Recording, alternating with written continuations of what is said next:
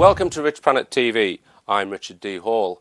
Today I am going to be talking about the work of Nigel Kerner. Now, Nigel authored his first book in 1997 entitled The Song of the Greys. He wrote another book in 2010 entitled Grey Aliens and the Harvesting of Souls. Now, to discuss these books, I'm joined today by two of Nigel's researchers, Danielle Silverman. Welcome, Danielle. Thank you. And Professor John Biggerstaff. Welcome, John. Hello, Richard.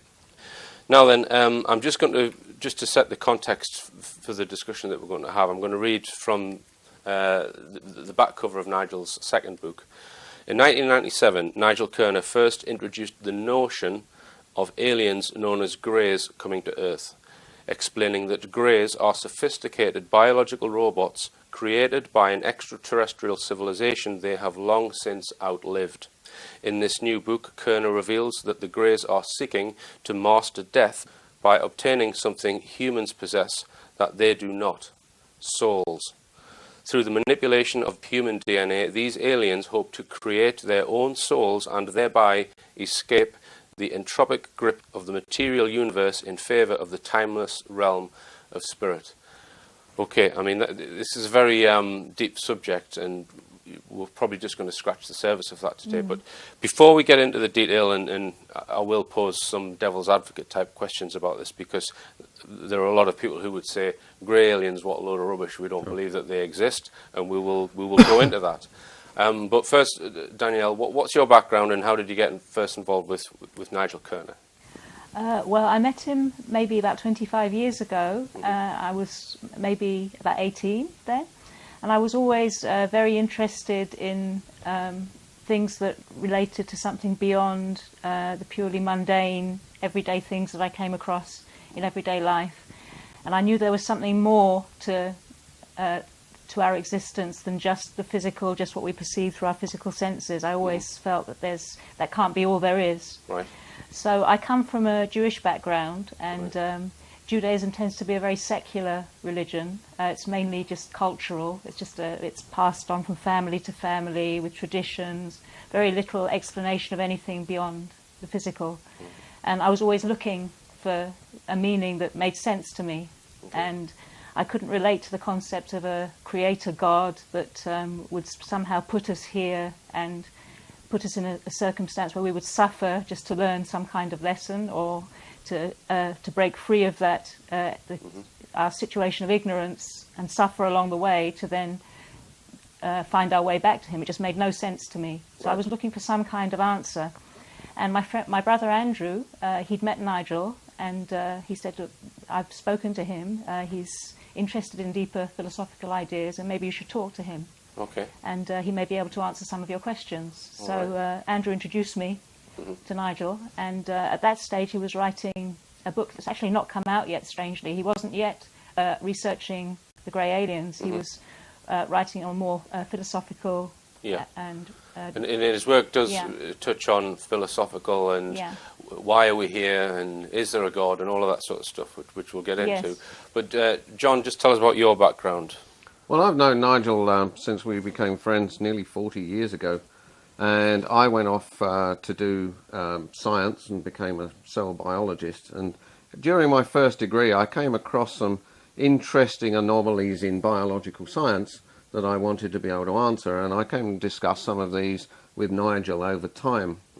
And really then we got into discussions over many, many years, and Nigel was putting his ideas forwards about really looking more specifically beyond the textbook at really the process of biology and how it really worked. And from that, I've always been interested in really trying to back up what Nigel's been saying by looking into science and see what sort of evidence there was for it. And in the course of these two books, and now a third, I think there is a huge amount of evidence, and I'm pretty convinced about these ideas. Right. So you are a professor of cell biology, is that right? Yes. Okay. Yeah. And Nigel does seek to align his theory with scientific knowledge, would you say? He's not... Indeed. I mean, everything he and I and others discuss, I mean, we try to back up and say, is there evidence for this type of idea? So it's not really sort of a, one of these sort of new age ideas where we come up with a concept without any backup for it. Okay, now on my show, as viewers will know, I've covered a lot of information about UFOs and alleged alien visitation or people who claim to have been abducted. And many of those researchers that I've interviewed, very few of them, or none of them in fact, have put forward an overall complete hypothesis as to why they're here, what their program is, why did they seem to come and go out of our atmosphere, and why do they seem to take people, if that's indeed what they are doing, and what are they doing it for. They seem to, people say it's a genetics program, but Nigel actually puts forward something on the table and says, that's why they're here, this is what they're doing. And he's probably one of the only people who've actually done that, stuck their neck out, shall we say, so far to be able to. Yes. So could either of you summarise his hypothesis? Well, looking at the evidence from Professor Jacobs and Bud Hopkins' research into abduction episodes, it does seem to be the case that these grey alien beings that people encounter in the abduction episodes, they seem to have no sense of emotion, no sense of any countenance of whatever might be going on in the people they abduct. They can, all kinds of pain is suffered, they take people against their will, they don't seem to have any sense of conscience or any human sense of empathy with the people they abduct. And it's almost as though they're some kind of robotic entity, and that is basically Nigel's hypothesis, that that's what these grey alien beings are, that they aren't capable of an emotional sense or a sense of empathy, simply because, not because they're evil, not because they're something, they have terrible intentions, simply because they're following a program and they don't know how to be any different. So you might get there's many examples quoted in David Jacobs and Bud Hopkins' research where the grey aliens will give one of the babies to somebody to hold, one of their hybrid babies that they might have made, and they seem to be watching to see what the emotional concourse is between the woman or the man holding the child and how that affects the child. They seem to be confused. There's a look of bewilderment as to what on earth is going on. What is this strange thing called emotion? Right. And let's just touch on Jacobs for a moment, and also Bud Hopkins you mentioned. You've studied their work, yeah? Yes. In detail. These are people who have interviewed and regressed hundreds, if not thousands, of abduction or abductees. Yes. Now, what do you say to the skeptic who says, well, look, this is all research done on people who are under hypnosis, who are possibly dreaming it, making it up, etc. It's not real things that have actually physically happened to them. How would you answer that question? Well, I would say that there are just too many common factors that run throughout all these episodes, that if it was just a manufactured thing, there would be every individual is different. They would make up something, there would be lots of variations in the reports. And not only that, these are ordinary, down-to-earth people. It's not New Age people who want to read all kinds of weird and wonderful meanings into their own experiences. It's just ordinary people, housewives, policemen, even lawyers, politicians, whoever. All people from all walks of life, all coming up with a very, very similar episode with the same characteristics. So just run us through one of those similar episodes with the broad characteristics that these researchers have uncovered. Well, invariably people are taken against their will. Not against their will, they're not asked for permission. It happens before they even know it, that they find themselves in a context in which they're surrounded by sometimes a tall grey alien being and a small, short grey alien being, or several of the two types. And they seem to be either doing some kind of experiment on them, looking at, examining often their genitalia, sometimes removing sperm, removing ova, or they seem to be putting ideas somehow in their mind. They look at them and they seem to telepathically be transmitting some kind of message into their minds. And the whole episode really does seem to be, reminds me anyway, of some kind of experiment, like we would look at rats in a laboratory and see how they behave in certain circumstances. That's really the context it seems to be for most abductees, and very frightening too. Yeah, I mean, that's quite a scary concept for people to think about, that in the same way that we have mastered farm animals or laboratory rats, as you said, the land, etc., we are masters of our world, the human race. Could there be another master which is actually doing the same to us? What do you think about that, John? Absolutely. I think, given the overwhelming evidence that, as Danielle was saying, and the enormous number of reputable people who've been coming up with these types of claims, coupled with what happened in the press club in America, where many people from radar installations to atomic stations have been saying that they've not only seen these things, but these things have buzzed their aircraft, have changed the codes on nuclear missiles, etc. I think when you have such an amazing amount of data from reputable people, it's certainly enough to convince me as a scientist that something is really going on here that needs investigation in a big way, I think. And the other person who investigated this in detail was Professor John Mack, who died in, I think, 2007, got knocked over. Yes. I mean, what can you tell us about him, and how important was he to Nigel's work? Well, as a professor of psychiatry at Harvard, he obviously had held great weight in confirming for many people the possible authenticity of these abduction reports. And so just purely from that point of view, with his reputation, I think that was that somebody of that standing took this so seriously. That's a very important thing, and he had definitely, his research was very, very valuable in confirming and illustrating to us the nature of these abduction reports. Right. Now, in Nigel's book, in order to kind of make the case that these aliens they're robots, they're not beings as such. That's what the case that he makes. He tries to explain the difference between a being and a machine, which it gets quite deep. You get into philosophy or the God verse, as he explains it. Right. Just try and explain to us how he explains the difference between a living, sentient being, something which is connected to what he calls the God verse. So just explain that for us, Danielle. Okay.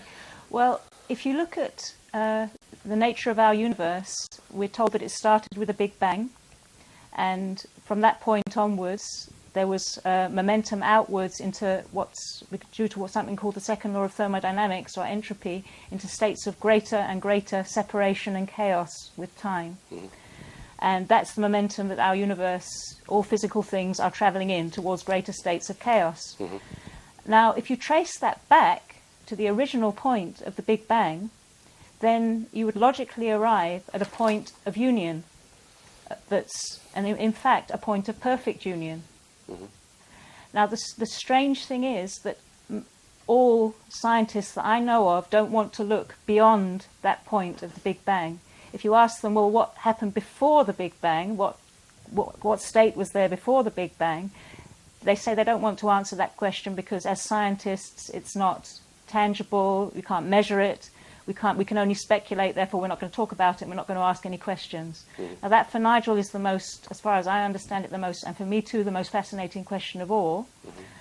Where did all of this come from? Where did our whole existence come from in the first place? You can talk about Higgs fields and the little things that happened after the Big Bang, and everybody seems to be so fascinated with that. But really, the real question is what caused it in the first place.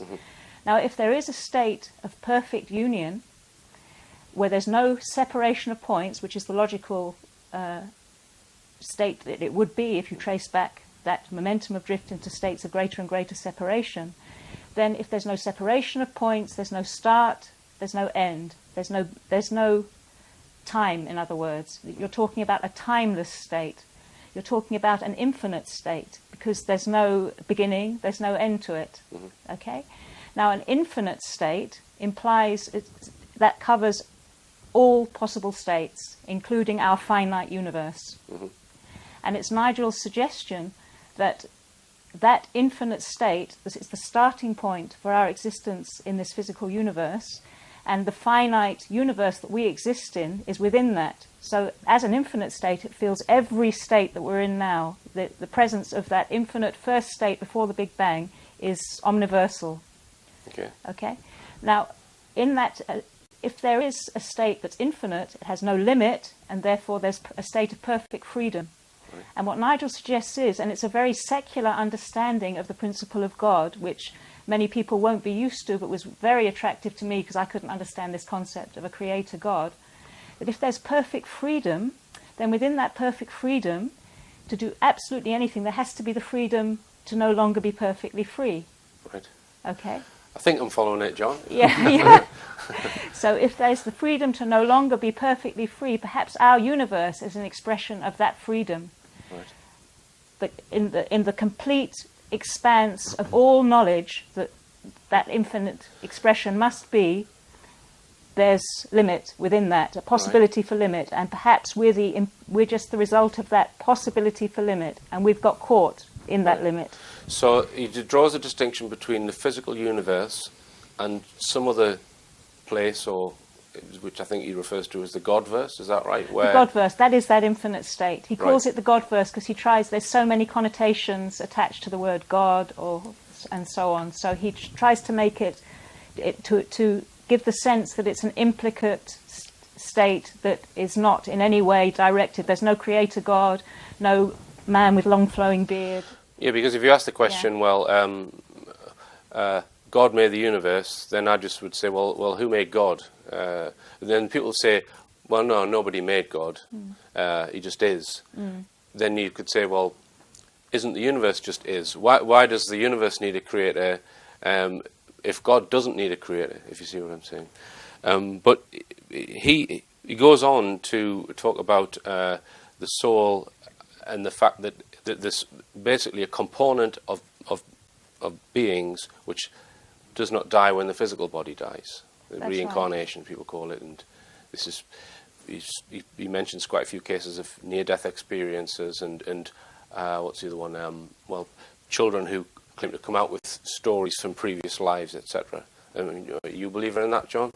Absolutely. I think a lot of this really stems from what Danielle said. One of the connotations of this is that this state of union of all being really is where consciousness resides. All consciousness resides in principle all together.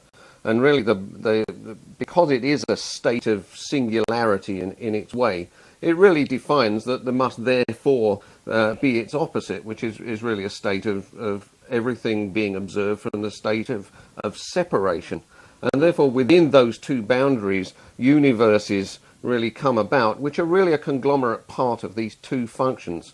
Really a function of what is really the chaotic pole, if you like, of being, which is physicality, etc. And within this framework, you have this consciousness function, if you like, which is being mixed together in this sort of central phase of what we observe in our universe. And therefore, consciousness itself is really a function of the universe. Right. And in such a state, it exists within, quantum physicists would talk about, for instance, potentials and actuals, collapsing wave functions. Well, the potential, therefore, for being, what we really are, is in this potential state. And we are mixed in this place with really an atomic frame to generate what we call living beings. And therefore, because the living being is really made of the atoms, the consciousness itself, being part of a continuum, is not subject to the same forces that the atoms are, and therefore when the atoms decay due to the second law of thermodynamics, which Nigel goes into in detail, it really leaves this consciousness to then progress on its way. Right. So, because Nigel says that awareness and will exist outside the physical. yes. So there's something outside the physical things that science can detect that is playing a role in that physical world. Yeah. I.e., I mean, physical So- things such as atoms and that part of the universe. If we look at really the atomic state in our universe, really I liken it to really a jar full of marbles in many Right. ways. If we take our marbles like the atoms, really they can touch each other, but they can't really see the atoms more distant to them. So there's Right. some sort of locality to this. But bear in mind, in terms of this jar, we could pour water into this jar, and this water is in fact a full continuum, and yet it's still a function of this jar of marbles. Right. And what we're trying to liken this to is that consciousness, or soul, if you like, is where you have this potential in this entire continuum between the atoms. Therefore, it occupies the whole universe. It's Right. infinite in its capacity, but it's really localized in a living system, really within the atomic frame. And therefore, when that atomic frame is actually done with or succumbs to entropy, then the consciousness remains entirely intact Right. and away from that. Yeah, these are quite difficult concepts to grasp. I mean, Nigel says that the soul is like a strand, as he calls it, connected to some central point. Is that right? Well, Or- being part of this continuum, it obviously has and the universe actually comes from a single point, then this continuum of consciousness actually comes essentially from the beginning of the you universe. see, if that initial point is timeless, if we came from a state of pure awareness and perfectly free will to start with, and that state is timeless, then by definition it goes on forever. And if we from that perfect freedom made the choice to explore the nature of separation and limit with our awareness and our will, then our awareness and will would be an information field that started at that point and then traced a path all the way through our existence into a physical separated state. Right. And that's how Nigel would define a soul, and does define it in his books, as an information field, a line of connection back to that eternal state that pre-existed the nature of capturing a physical universe. All right, and Danielle and John, we're going to go for a break, and we'll be talking more about Nigel Kerner's books after this.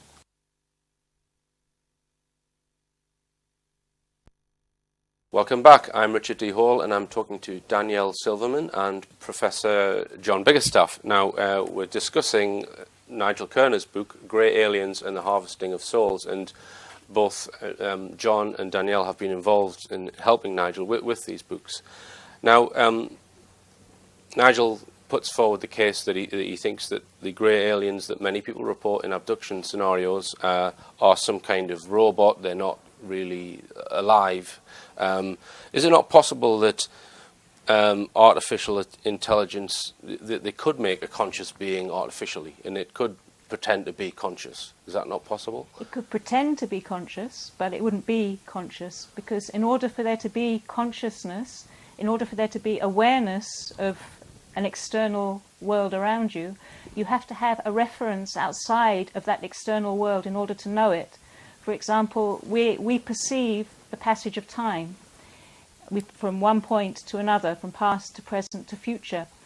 If we were, as all physical atomic things are, purely subject to that passage of time, without any extra element, any extra ingredient that was timeless and outside of that situation, we would not be aware of it. It's just like if you're sitting in an aeroplane and you look out of the window, the only reason you can see the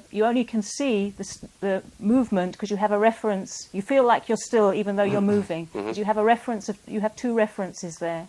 You need a reference outside of the passage of time, outside of point to point to point to point, to be able to be aware and to know that passage of time, to be aware, to be conscious.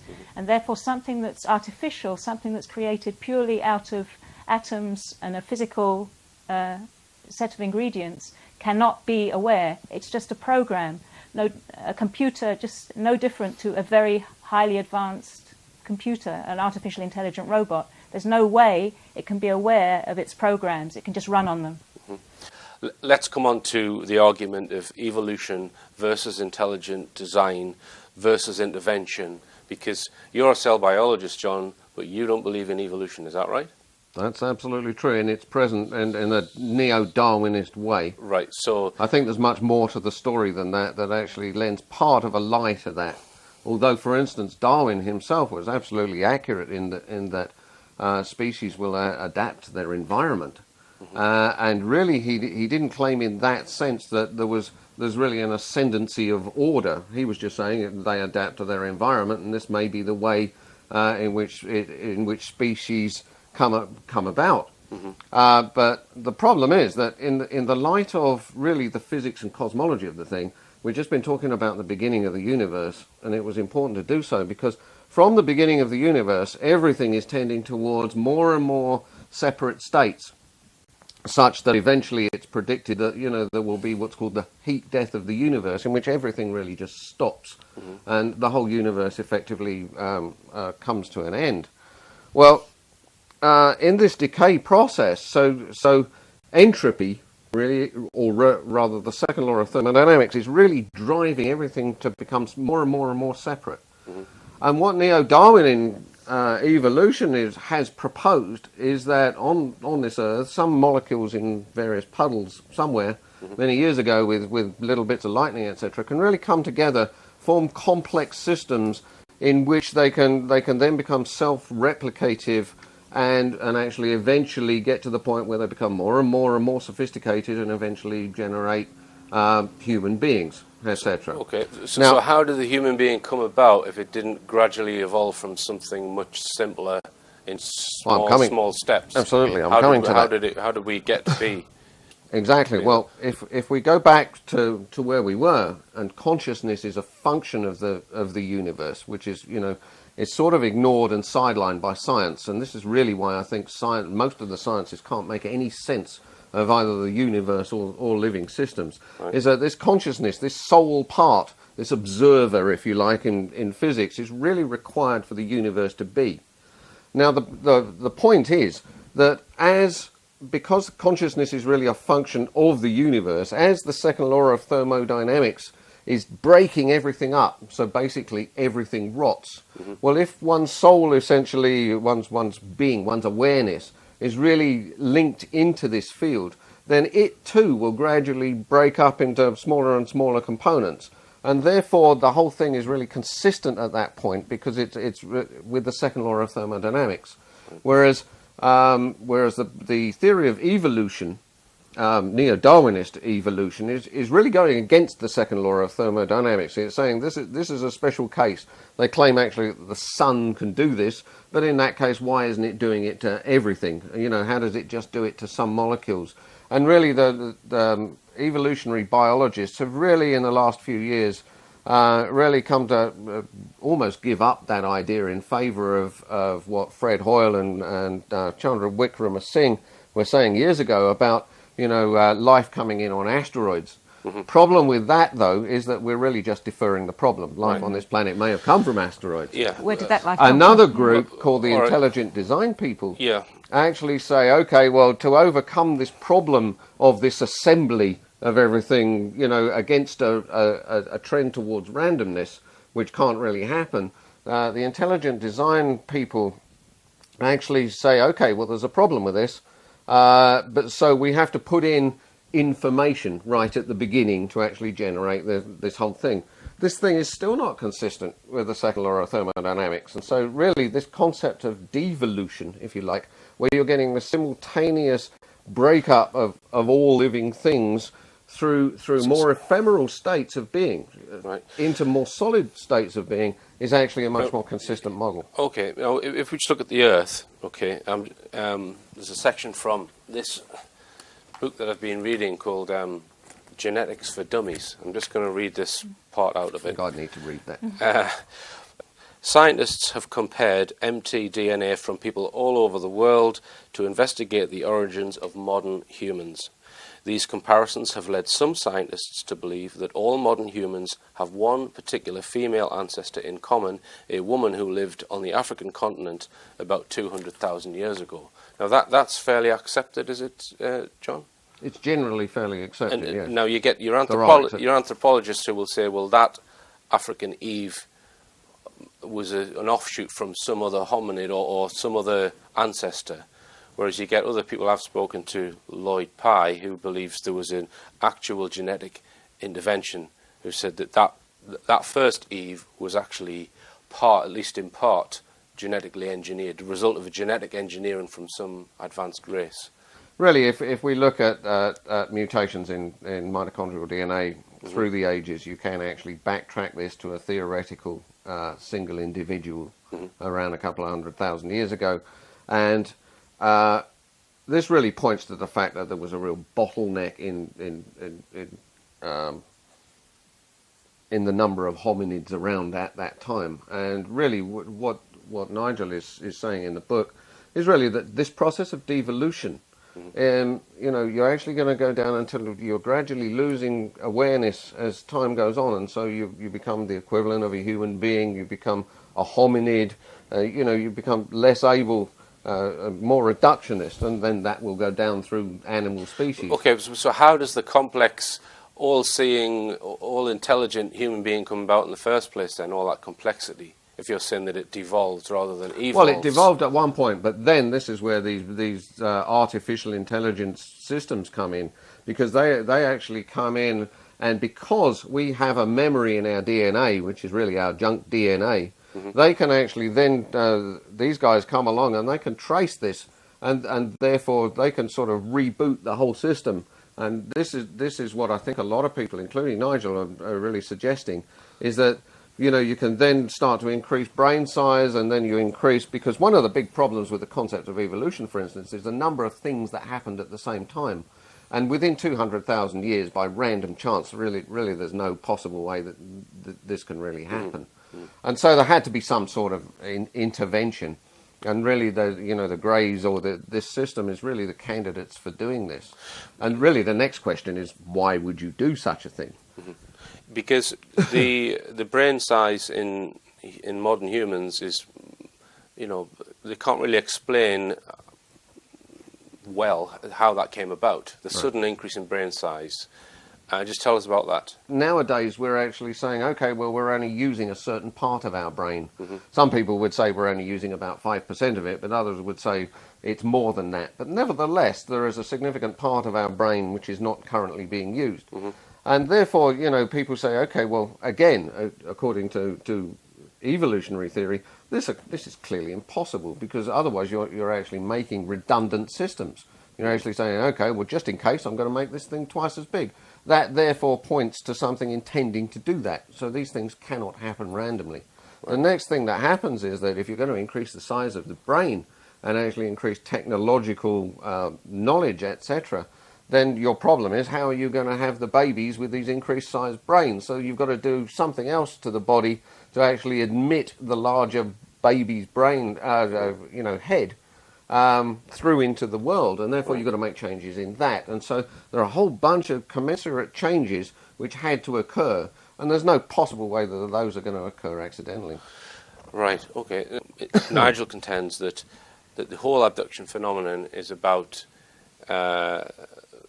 those Greys trying to get something that we possess that they don't. What are they trying to get?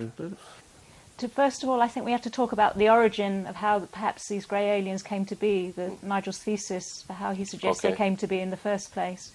And the best way, I think, to explain that, and as he does explain it in his books and in his the articles he writes, he just take one look at our own technology and how over just the past 20, 30 years there's been exponential increases in technology, moves towards artificial intelligence and cybernetics, moving us towards gradually a state of being where many aspects of our lives are augmented by some kind of technological feature.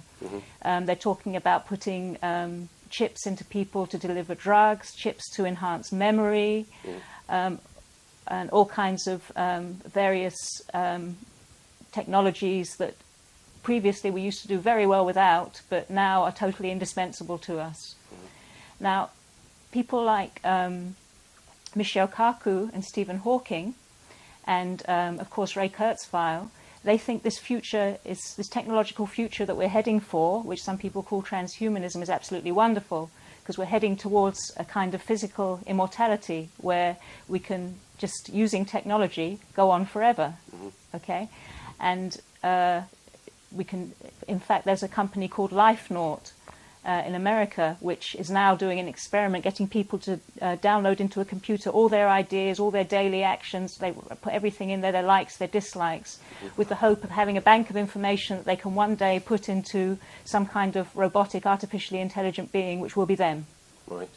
I think it was 2004. BT were inventing something called the Soul Catcher, and that's they were inventing this. It was a chip that would be connected somehow to the optic nerve and would take in all the information, all the sensory information around an individual throughout their life, implanted at birth, and that again could be put into some kind of artificially intelligent robot which could replicate them and be them in the future. But you would argue that it never ever could be them, because never it's could not, be them. Of there's course, it can't be conscious. Right. In fact, whoever did it wouldn't be there to appreciate it. Right. Now, what Nigel's saying is that perhaps, and in fact, it's more than likely, because anybody looking at the trillions of planets out there would know there's got to be other life out there. It's not just us, and other life which would have very likely progressed beyond our technological stage, way past what we're doing now, into a stage of creating the height of artificial intelligence. And maybe they would do what Stephen Hawking is actually suggesting, that we, after we finished on our planet and we've used its resources, there's all kinds of problems here, go out into space, take a genetic trace of what we are, set up colonies out there. Or maybe they've done exactly the same thing. They've sent out artificially intelligent entities out into space to find, with their genetic codes, a trace of them, just as this LifeNaut company are trying to do, but much more advanced, just as the Soul Catcher is trying to do, but much more advanced, to find somewhere where they can replicate and exist. So in other words, the more advanced civilizations would be sending out more sophisticated versions of Beagle 2, for example. Yes. Or the Mars Lander or whatever. Yes, exactly. And it's not going to have wheels and an engine on it. It's going to be a being that they're going to send out to, rather than send themselves out because they're too important, they don't want to get damaged or whatever, so they send out something that can repair itself. Yeah. I mean, they wouldn't survive the travel necessary through space. Absolutely. Okay. Part of but it's still biological in its function, you think? I mean, pseudo-biological. It's been programmed with what its creators would do. Now, Richard, one of the things that it's going to be programmed with is to look after itself. You don't want this thing sort of falling off a cliff, or neither do you want other entities coming at it and destroying it. And so you're going to put into its programming this ability really to look after itself. And, you know, in looking around, it's going to look at its creators really as really the biggest threat to what's going to be able to take them out. And therefore, you know, one idea is that, okay, well, then they will go and take their creators out.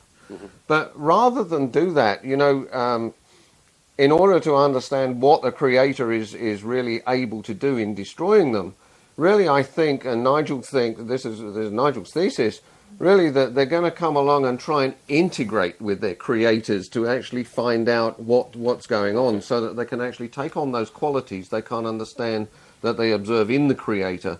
And really this is the thesis of really what these beings might be doing here on Earth, reconstructing hominids, you know, that have devolved a bit far to. So the Greys are like a renegade group of extremely advanced space probes or space research project to try and find out about the universe, and then somehow they've become separated from their masters.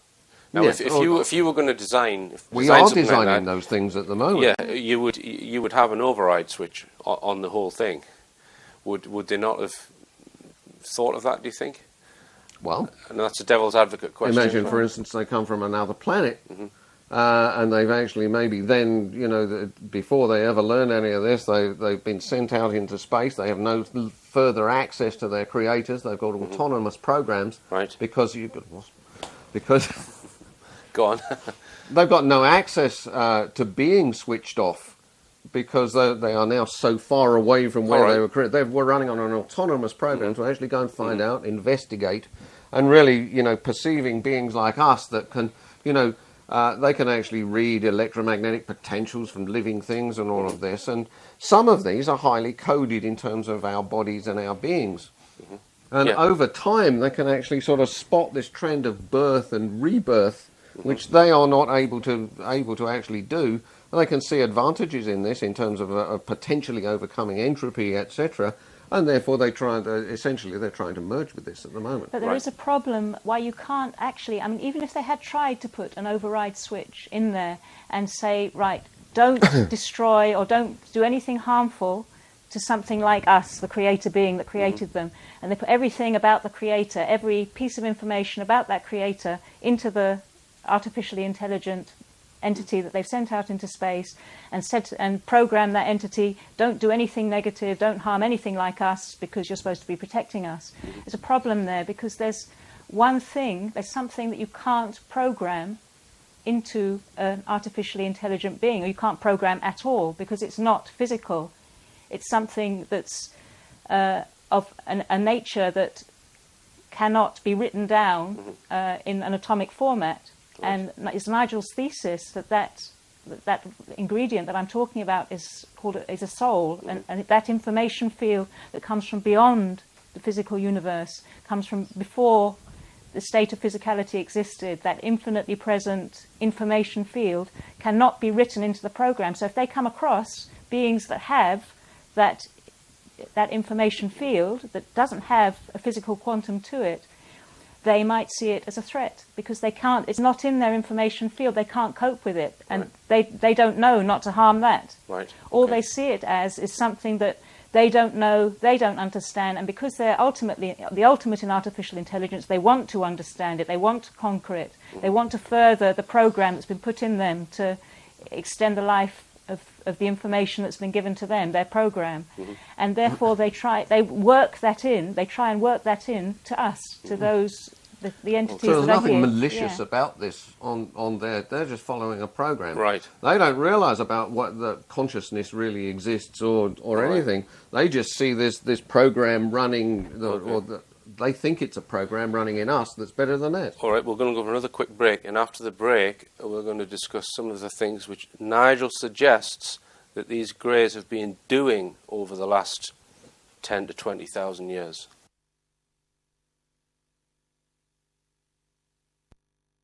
Welcome back. I'm Richard D. Hall, and I'm talking to Danielle Silverman and Professor John Biggerstaff about Nigel Kerner's work, Grey Aliens and the Harvesting of Souls.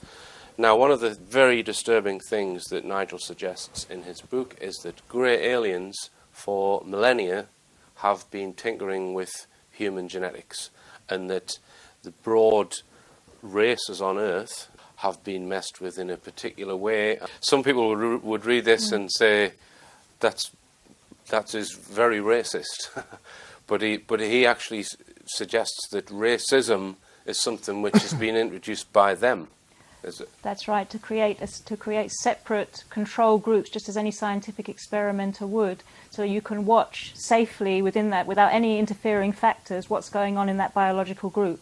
So racism is a perfect way to keep a group genetically pure, so that they can look at what's going on with their experiments. But John can perhaps explain So if I'm doing an experiment, for instance, with organisms, bacteria, and I want to do something, make a genetic change in them or whatever, very often we'll put in something called a reporter gene, which will then express and change the colour of the growth of the colonies, etc., within this plate.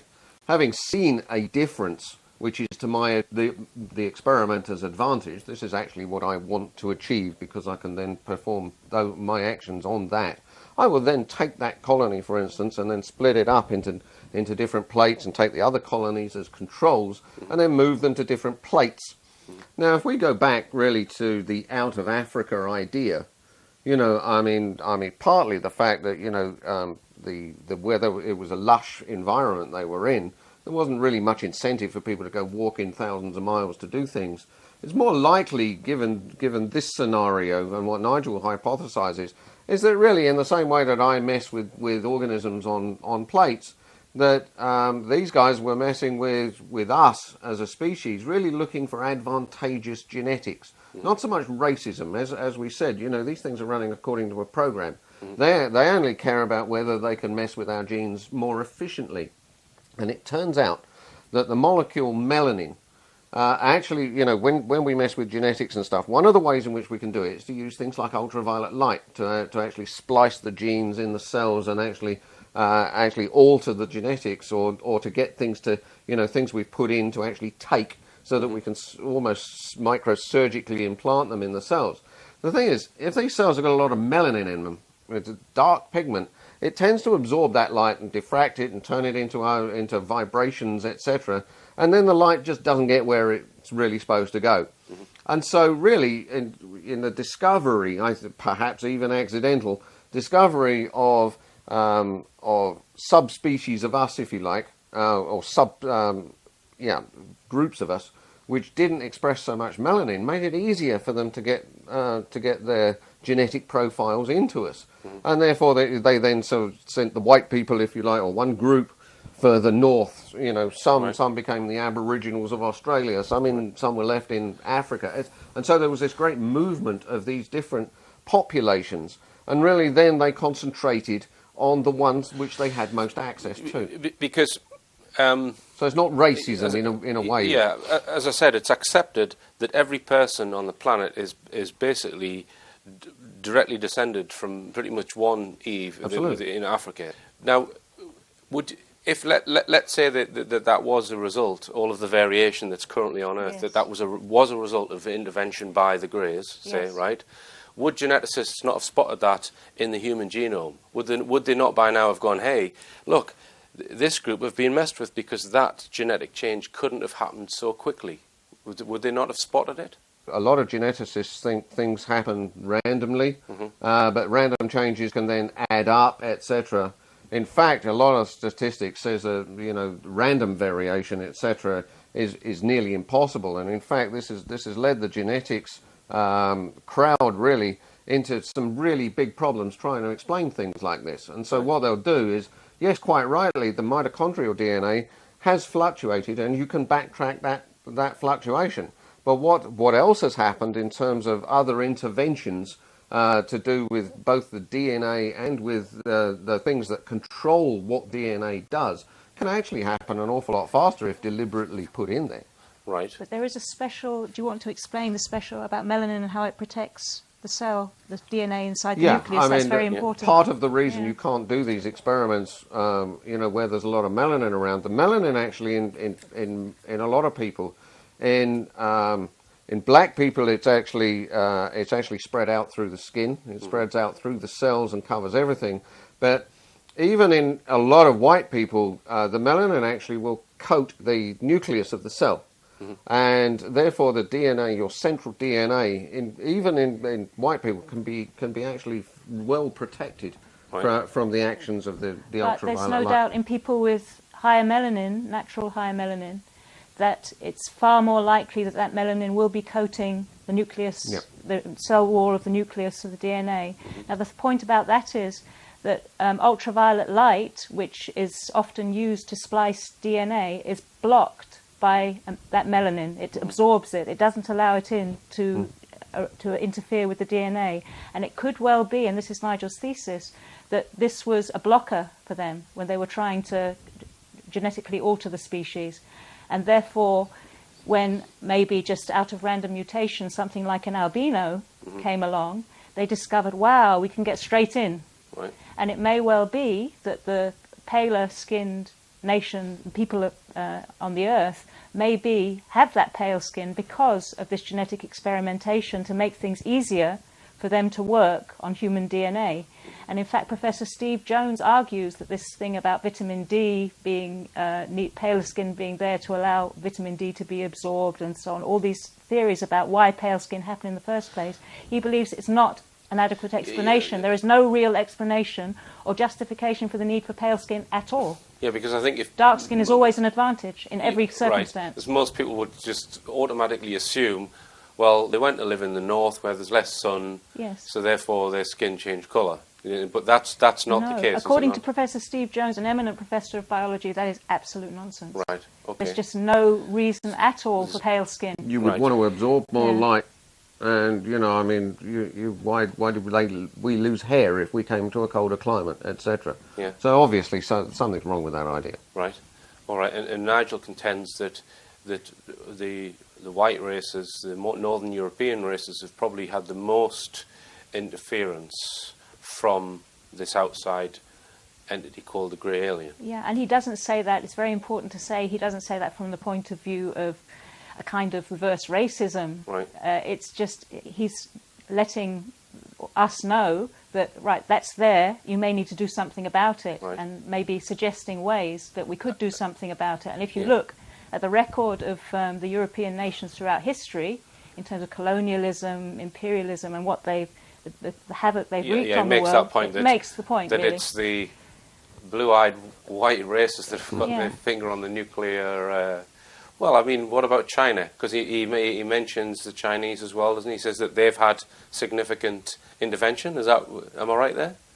That's right. It's the black people who haven't. Is that? Not that they haven't. There's been interception all across the board. They found ways of doing it, but the most efficient way to do it is on cell nucleuses that aren't protected by the melanin shield. Okay. Right. That's just the most efficient, easiest way to do it. Now let's come on to the final part of the thesis. Then they're making these changes because they're continually trying to somehow attach themselves to us so that they can piggyback onto our souls. Have I read that right? That's right. So which is impossible to do. Right. From their perspective and their programming, it's not realised that that's the case. Right. Yeah, that's the difference between the theme that runs throughout Nigel's books. The difference between what's natural and what's synthetic. Mm-hmm. And what's synthetic can never really bridge into what's natural. It's not possible to recreate a pathway back from the finite into the infinite, from our physical universe into the state beyond. You can't do that make a bridge out of atoms. It's just absolutely impossible. But as artificially created beings, they can't know that because they have no reference. Right. So they're looking for something that can allow them to somehow recreate their original creator beings in the best possible context that will allow them to survive physically as long as possible. But there's a problem, this second law of thermodynamics that's constantly breaking things down, Right. okay, all physical things. And they notice that there's something about human beings, about all living things, this natural living things, that has this information field that seems to return. And Nigel speaks about reincarnation in his books as the mechanism through which this happens, as an information field never ends. This information field from an eternal state can never end. It comes back, reincarnates. That they somehow detect this, and they're looking for that revitalizing factor somehow that will give their program from their original creator beings the chance to survive forever, like we do. Right. As eternal souls. And just to touch on that, Nigel says in his book that the Eastern religions talk about reincarnation.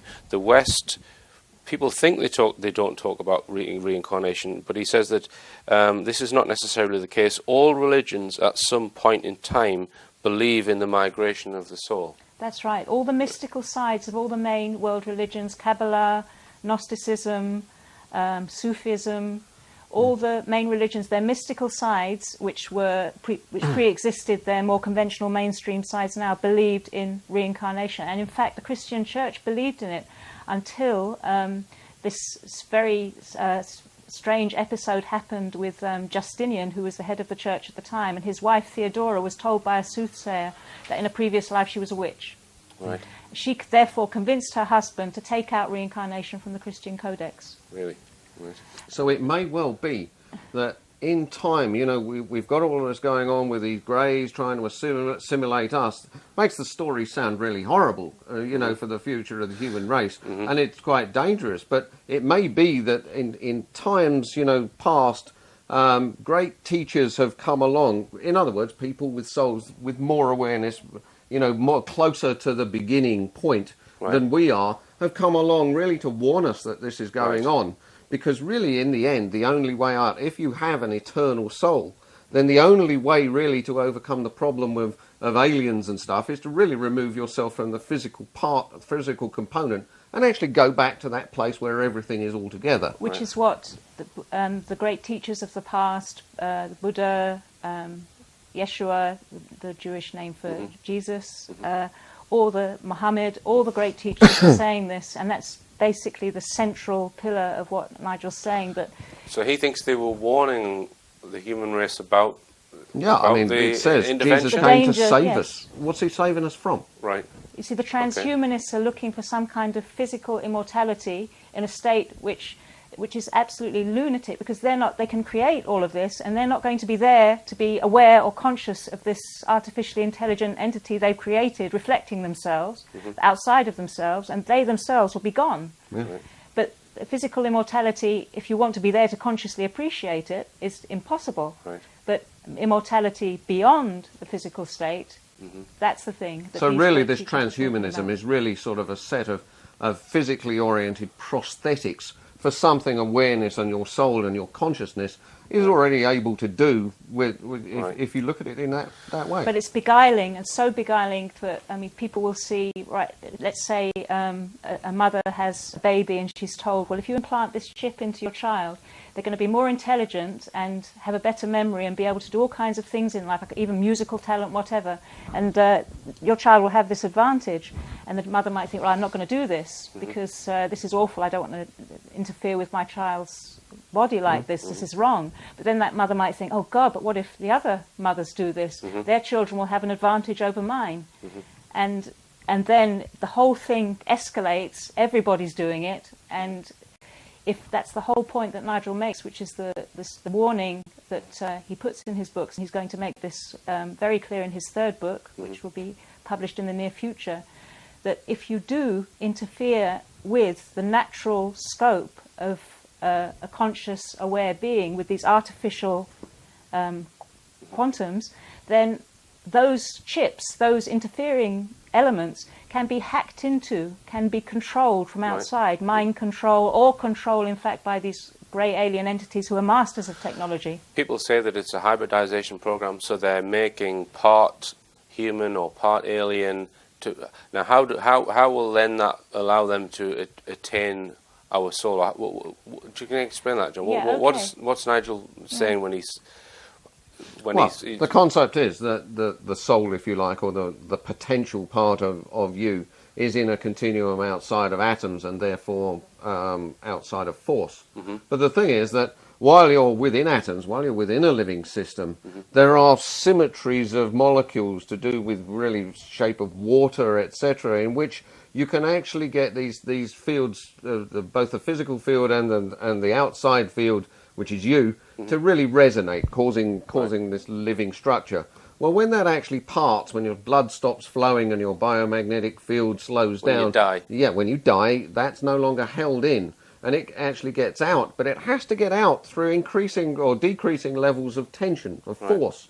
Now, some of these edges of the force are still, because they're enforced, these greys can actually plug into those little edges. They can't get into the place where, where it goes far enough, the force can't get in there. But they can get you along the edge. And if you have, for instance, have qualities, that are going to bring you back again, then they can actually sort of put little bits at the edge, little sort of nip away at the edge of your soul, if you like, to really to implant qualities that when you come back again, you're a little more like them. And then when that starts to happen, there's that type of part of you is no longer so much under your control. And therefore, you tend to keep then coming back as being more and more subject to them. And that's a type of hybridization in a way. It's their, according to Nigel's thesis, it's their aim through their program to put their program into us. That's their way of, when he talks about riding piggyback on us, that's what it means, putting their program into us so that we become as much like them as possible, and therefore they live on as we live on in their terms. They believe they're living on. And they do live on, and our bodies do live on. But what is then us is dissolved into a hive mentality. It's quite a difficult concept. These are quite difficult concepts to grasp. But he has been very brave in putting forward this whole thesis as to why. He claims that this whole thing explains the UFO phenomenon. Why people see UFOs and why they're taken by UFOs. Yeah, I mean, there is a simpler way to explain it, which he does. He's actually, in some of his interviews, he's spoken about this. He uses the analogy of a text message on a mobile phone.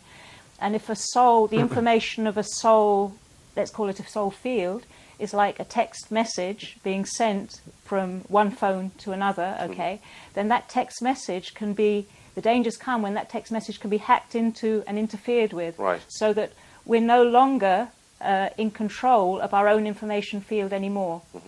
And we become less and less that perfectly free being we once were before devolution happened. Right. We become even more restricted than we would naturally be as physically devolved beings from that No. perfect state, until we lose our sense of humanity altogether and become, in our psychologies and in our human qualities, very much like machines. And you can really see that that's the way people are going these days. They are becoming more and more like machines. They're living through the internet. They're not communicating with people one-to-one anymore. Everything is becoming virtual. Everything is becoming synthetic. And just to finish, I mean, Nigel, even in his book, he says that he believes that certain people within the intelligence agencies, and I interviewed a guy called Dan Sherman who backs this up, have either worked with or are aware of the entire Grey project, and therefore, and it's covered up. So what's are the Greys controlling the hierarchy on this planet through intelligence agencies and the media? I mean, based on the reports of others, I've got no, personal information to that effect.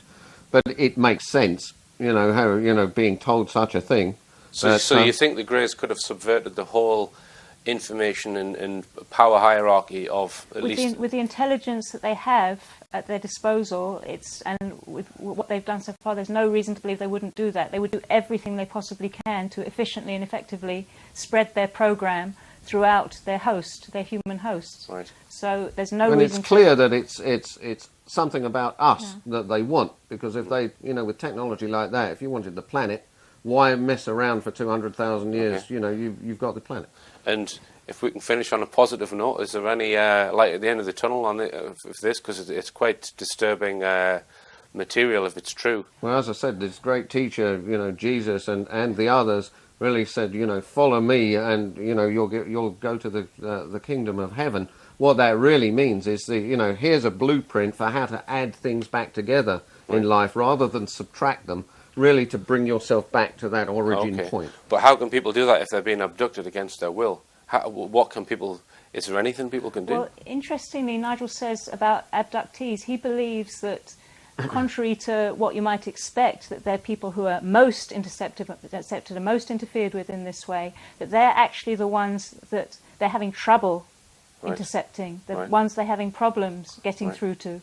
Okay. And so, really, it does identify abductees as people who do have quite a lot of hope in that there's something resistant about them to the Grey interception process. And one final comment. I've been discussing this with John, that if ETs are interfering with genetics, I've said to you and others that, well, why can't we get their genomes sequenced and compare them with their parents and then spot any changes in the genes? And basically, it's not quite as simple as that, is it, John? It's not. I mean, the genetics we're talking about is really the whole mechanism of inheritance, etc. DNA is really a part of it. DNA has a certain code based on these four bases, and really to determine whether those four bases have been changed, in individuals, you'd need to know what they were like beforehand. You'd need to test an awful lot of people. But it's far more likely that they're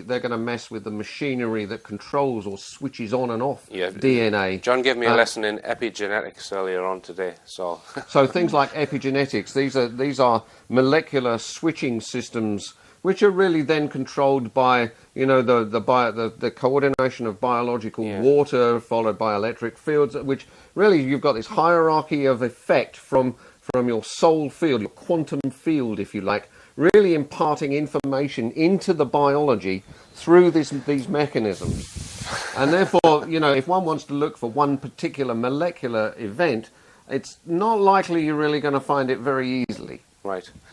All right, chaps and chapesses, thanks very much for talking to me today. Thanks a lot, Richard. Go on. Okay, just one thing. You were talking about what hope is there when it seems a very negative picture. And throughout Nigel's book, as we've mentioned, he refers to the great teachers of the past and what they've suggested to all of us, and the qualities that to bring people together, to unite, to love and to care, that they always advocated that, not to be selfish, not to be self-centered. Okay. Now, Christ himself, there's several accounts in the Gnostic texts where Christ himself actually warned his apostles about this alien threat. In the second Apocalypse of James, in the Nag Hammadi text, he talks about the pitiless ones and how they will take souls by theft.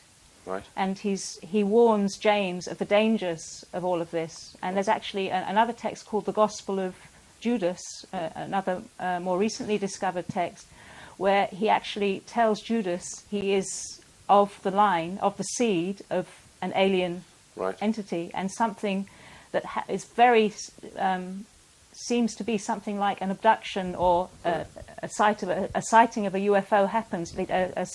Some kind of craft is described that Judas goes up into. Okay. So if he was able to warn his apostles that something was going on here, that there is a serious threat here, that does suggest that he knew something, and what he suggested and what the other great teachers suggested, maybe there is an antidote to what these grey aliens are doing with interrupting our information field that traces back to the God verse, what Nigel terms the God verse. Maybe we can somehow break those interruptions by, in ourselves, resembling more that prior state where everything was together, where we weren't separate, where we weren't machine-minded. Okay. Exactly. An opposite to transhumanism, very similar to in a near-death experience. People who have near-death experiences, they come back and their lives are transformed. They give people who are previously were businessmen, they give all their money to some charity cause and devote their life to helping people. Countless occasions of this. What those near-death experiences are seeing is the state that he was talking about and the other great teachers were talking about, beyond the atomic state. And their message was, if you focus on that state, you can avoid these terrible threats that are coming at us, but we can't do anything about directly. Even just little phrases in Nigel's book like will and awareness are not part of the physical world. Just little things like that blow my mind. Will is absolute, and if one wills oneself back to this prime state, then you can make it happen. But generally speaking, they don't want people to know that. No. Because then they can't be controlled. No. But thank you, both of you, for talking to me today. I still don't think I've got my head around it, but we'll do it again. Okay. Thanks, Danielle. It's a pleasure. Thank you. And thank you, John. Thanks, Rich. It just remains for me to say, believe none of what you hear and only half of what you see. I'm Richard D. Hall. Good night.